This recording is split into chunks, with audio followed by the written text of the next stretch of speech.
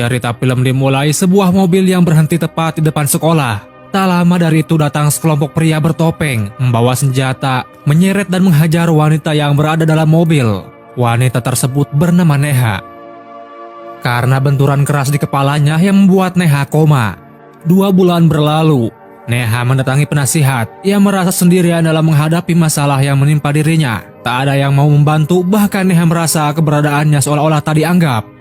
Penasihat tersebut mengatakan, "Bersabarlah, suatu saat masalah akan selesai dengan seiringnya waktu." Beralih memperlihatkan seorang perwira pasukan khusus bernama Roni. Saat itu ia ditugaskan di Kashmir. Roni seorang perwira yang sangat tegas, tak mengampuni bentuk apapun tindakan kejahatan. Suatu hari ia mendapatkan telepon dari mantan kekasihnya.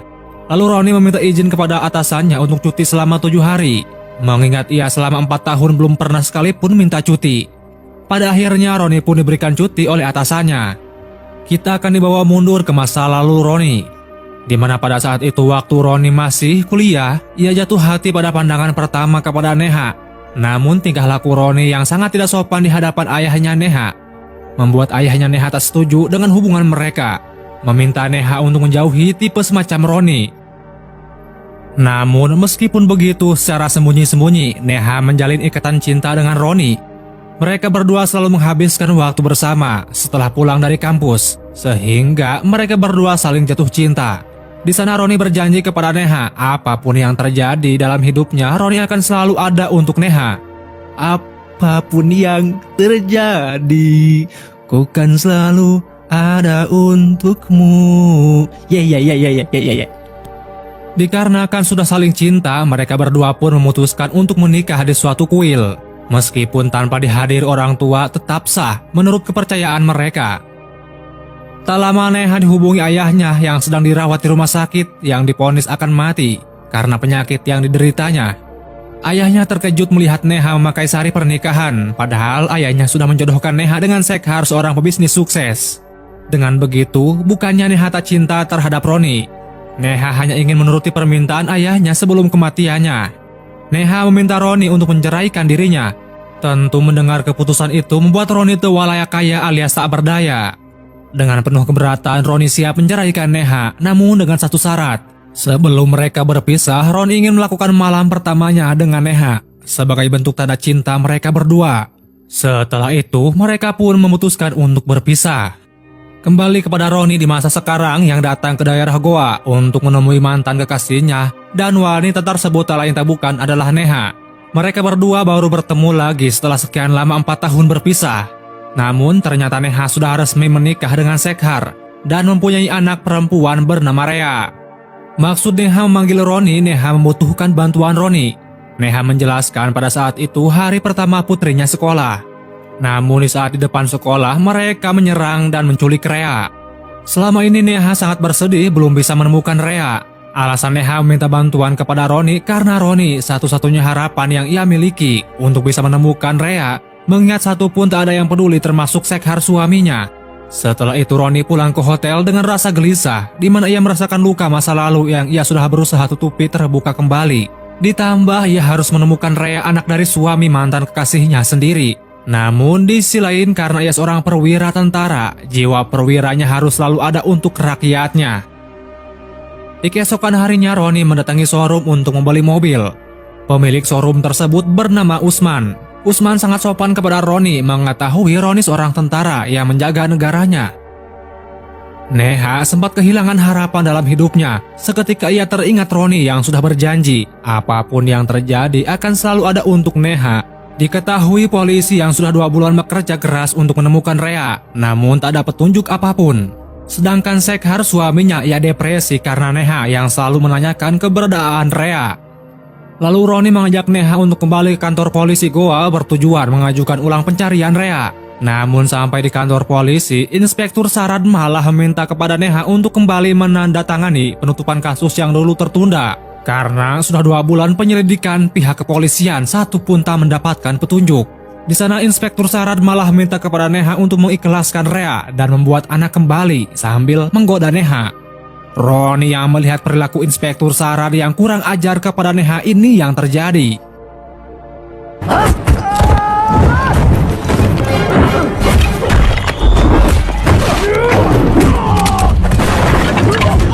Roni ditangkap karena membuat keributan. Di sana Roni disiksa di sebuah ruangan karena berani menghajar para polisi.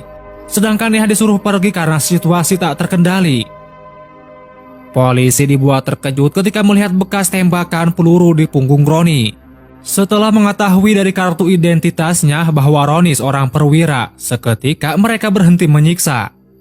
Tak lama dari itu datang Wakil Inspektur Jenderal Polisi bernama Ajay Sergil atau dipanggil DIG Ajay.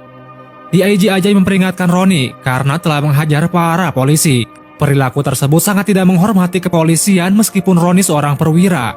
Namun Roni hanya ingin mengingatkan kepada Saran untuk melakukan tugasnya sebagai inspektur untuk terus menuntaskan kasus penculikan Rea.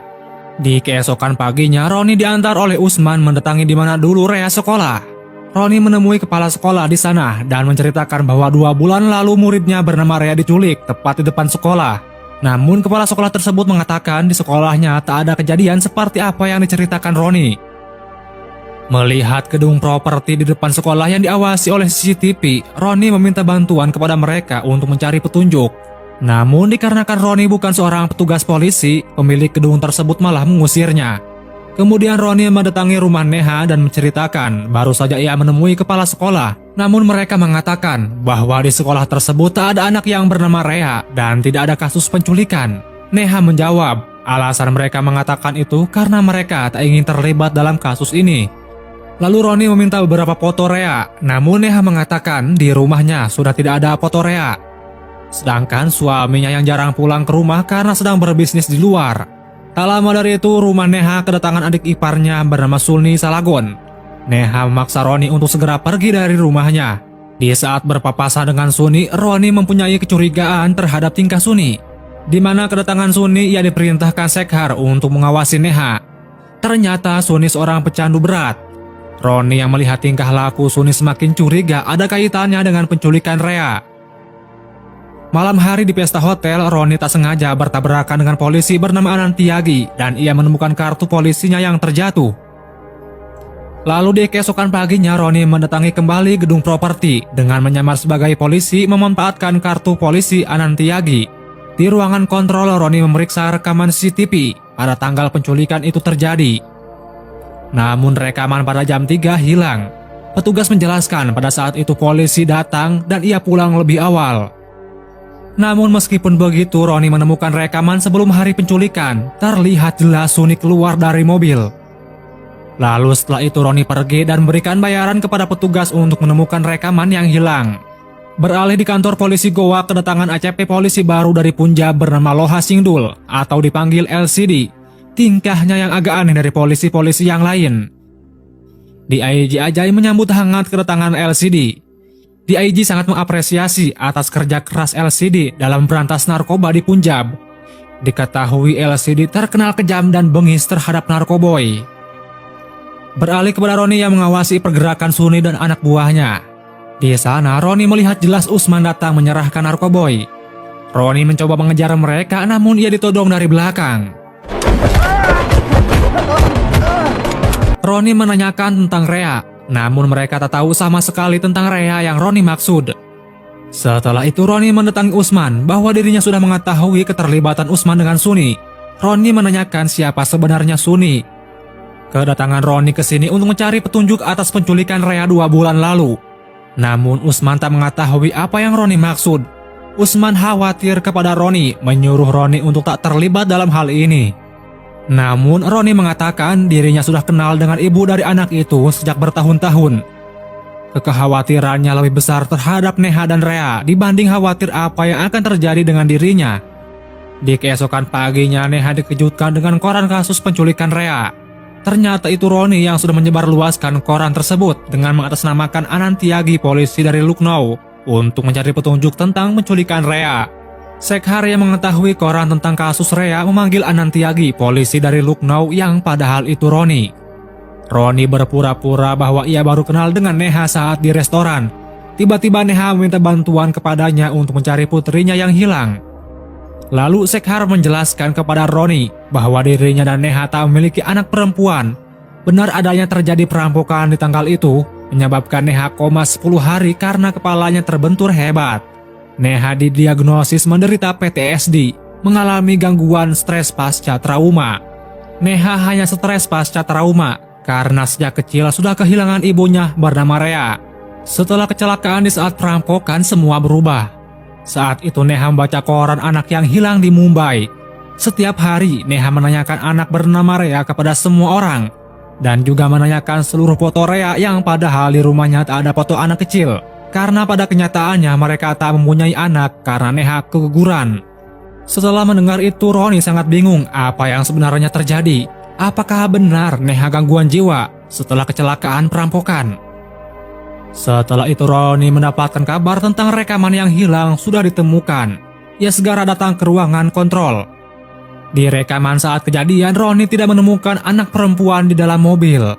Merasa dipermainkan, lalu Roni langsung mendatangi Neha. Roni menjelaskan bahwa Neha gangguan jiwa pasca trauma kehilangan ibunya. Dan alasan kenapa polisi menghentikan pencarian Rea, karena Neha dan Sekar tak mempunyai anak perempuan. Namun tetap Neha mengatakan Rea putrinya. Pada saat itu berada di kursi belakang. Roni marah kepada Neha karena merasa sudah dibohongi. Anak hilang yang dimaksud Neha adalah anak orang lain yang hilang di Mumbai. Di saat Roni akan meninggalkan Neha, ia melihat pengukur ketinggian anak kecil. Roni mulai percaya bahwa benar adanya Rea. Namun sayang itu semua sudah terlambat. Neha memilih untuk mengakhiri hidupnya karena tidak ada lagi yang peduli dan mempercayai dirinya. Melihat itu Roni sangat menyesal sudah tidak mempercayai Neha yang mengakibatkan Neha memilih mengakhiri hidupnya. Tak lama dari itu LCD serta anggotanya datang ke TKP untuk menginterogasi Sekar selaku suami Neha atas kematiannya. Di sana Sekar menjelaskan bahwa saat kejadian dirinya sedang di luar berbisnis dan jarang pulang. Setelah itu pihak kepolisian mendapatkan petunjuk dari ponsel milik Neha bahwa sebelum kejadiannya Neha terakhir berkomunikasi dengan Roni. Lalu mereka melacak keberadaan Roni. Inspektur Sarad juga mengatakan sebelumnya Roni pernah mendatangi kantor polisi ini bersama Neha untuk mengajukan ulang pencarian Rea. Di sini Roni membuat keributan, menghajar para polisi. Mendengar itu, LCD akan mencari Roni untuk menyelidiki atas kematian Neha. Sedangkan di hotel, Roni kedatangan Usman. Di waktu bersamaan, dua pembunuh bayaran mendatangi hotel yang sama. Di sana Usman sangat menyesal. Mungkin jika ia dulu mengatakan yang sebenarnya, Neha tak akan bunuh diri. Usman meminta maaf kepada Roni dan menceritakan yang sebenarnya. Bahwa benar Neha tidak gila. Bahwa dulu di saat dirinya menemui Suni untuk membuat kesepakatan. Usman melihat mobil putih mengarah ke markasnya. Dan benar saja ia melihat Rea yang menjerit diseret oleh anak buah Suni. Alasan dirinya berbohong kepada Roni karena Usman takut Suni yang telah mengancam akan membunuhnya jika membocorkan rahasia tentang penculikan Rea. Namun sekarang ia tak tahu apakah Rea masih hidup atau tidak. Tetapi Usman tahu di mana markas Suni. Ketika Roni dan Usman akan meninggalkan hotel, ia mendengar jeritan pelayan. Ternyata Anantiagi tewas digantung. Roni masuk ke lift bersamaan dengan dua pria. Ternyata mereka pembunuh bayaran Sekar yang telah membunuh Anantiagi. Mereka salah target karena belum mengetahui bahwa sebenarnya yang pernah menemui Sekar adalah Roni, bukan Anantiagi asli yang mereka bunuh. LCD baru saja tiba di hotel di mana Roni tinggal, sedangkan Roni baru saja meninggalkan hotel itu. Roni datang sendirian ke markas Suni untuk menangkapnya, dan terjadilah hantam baku hantam.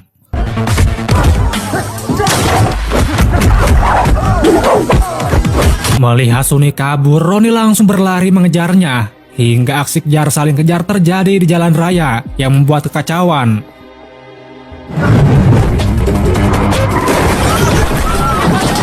LCD mendapatkan kabar dari anggotanya bahwa Roni sedang kejar-kejaran di jalan raya, hingga pada akhirnya mereka berdua terkepung dan ditangkap. Di perjalanan Roni menjelaskan bahwa Suni telah menculik Rea dan kematian Neha karena ulah mereka. Namun karena tak ada bukti, mereka tak memperdulikannya. Di sel Roni marah-marah karena polisi menahan orang yang bersalah. LCD mengatakan Roni pantas di sel. Jika tidak mau diam, LCD akan menghajarnya. Merasa ditantang, Roni mengajak LCD untuk berduel. Setelah itu, DIG Ajay datang menghentikan mereka. Roni yang sangat muak mengatakan, sudah berapa banyak uang suap yang masuk ke kantor polisi ini? Suni adalah dalang penculikan Rea dan kematian Neha. Terkait ucapannya, Roni mempunyai bukti. Lalu Usman didatangkan ke kantor polisi. Di sana Usman menceritakan yang sebenarnya bahwa Suni dalang dibalik penculikan Rea dan Usman siap menjadi saksi di pengadilan. Setelah itu Suni diinterogasi oleh DIG, namun Suni malah mengelak dan merendahkan kepolisian. Menyaksikan itu LCD geram menodongkan pistol ke kepala Suni. DIG mencoba menenangkan mereka berdua, namun tanpa diketahui Suni mengambil pistol DIG dan menodongkan kepada mereka. Suni mati ditembak karena situasi yang semakin tidak terkendali. Di kantor, DIG meminta Roni untuk mengendalikan amarahnya. Namun Roni mengatakan dirinya hanya ingin menemukan Rea dan balas dendam atas kematian Neha. DIG Ajay mengerti bagaimana perasaan Roni sekarang, namun balas dendam bukanlah cara yang terbaik. Dulu DIG juga pernah merasakan apa yang sekarang Roni rasakan. Istrinya yang sedang hamil mati karena kecelakaan. Tak lama itu DIG Ajay mendapatkan telepon dari seseorang, sedangkan Usman kedatangan tamu tak diundang, yaitu pembunuh bayaran utusan Shekhar. Terdengar DIG Ajay mengatakan, "Periksalah, aku sudah mengirimkan sesuatu." Roni meminta kepada DIG untuk menangkap Shekhar karena ia yakin Shekhar dalang dibalik ini semua. DIG mengatakan kepolisian tak bisa menangkap siapapun atas dasar kecurigaan dan tidak ada bukti lagi setelah kematian Suni. DIG Ajay meminta kepada Roni untuk tak mengambil langkah yang salah karena itu bisa membuat kasus ini dan hidup Roni terancam. Setelah itu Roni pergi untuk menemui Usman. Terkejut melihat Usman yang sudah tergeletak tak berdaya, tiba-tiba Roni diserang dari belakang.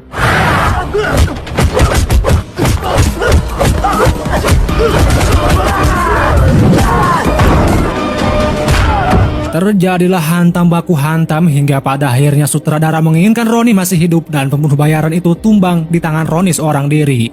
Sedangkan Usman mati di tempat, yang tentu membuat Roni sangat sedih dan amarahnya naik untuk membalaskan atas perbuatan mereka. Roni menemukan ponsel milik pembunuh bayaran. Ternyata DIG Ajay terlibat dalam kasus ini.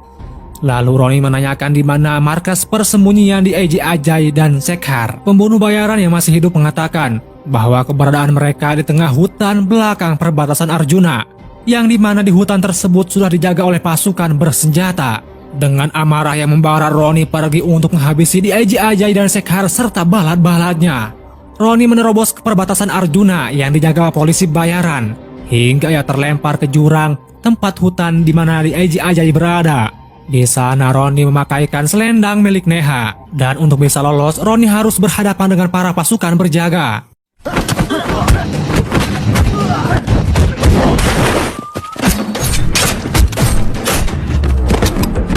Di sisi lain polisi di bawah komando LCD ikut terjun ke hutan untuk mengamankan situasi.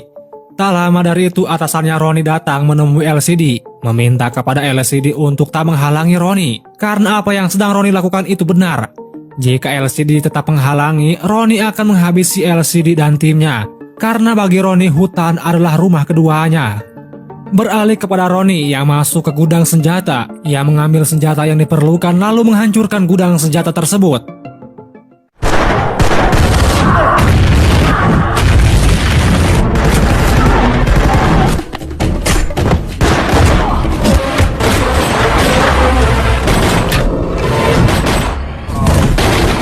Tak lama dari itu, 2 helikopter tempur diterjunkan.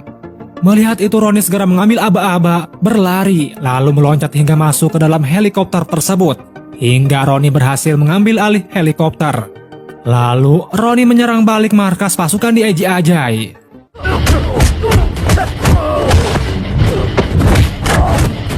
Roni berhasil masuk ke markas.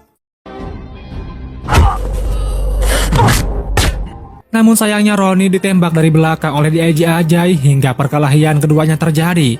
Dikarenakan Roni yang sudah kehabisan energi, ya tak bisa apa-apa. Ternyata DIG Ajay adalah gembong narkoboy yang bersembunyi di balik seragam kepolisian. DIG Ajay mengaku sudah lama bekerja sama dengan Shekhar dalam menjalankan bisnis narkoboy. DIG Ajay mengatakan bahwa Rea masih hidup. Waktu itu ia sedang memeriksa barang-barang yang akan dikirimkan.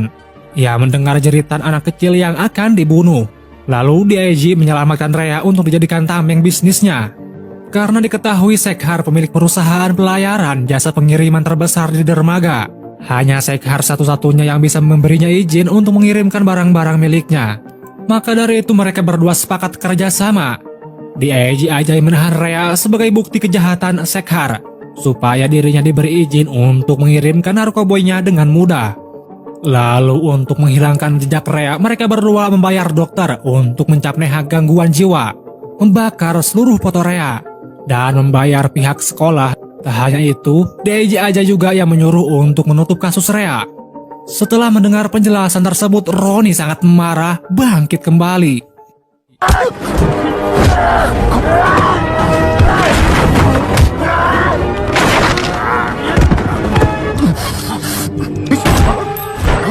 LCD datang menembak Dieji Ajay karena sudah tahu kebenarannya.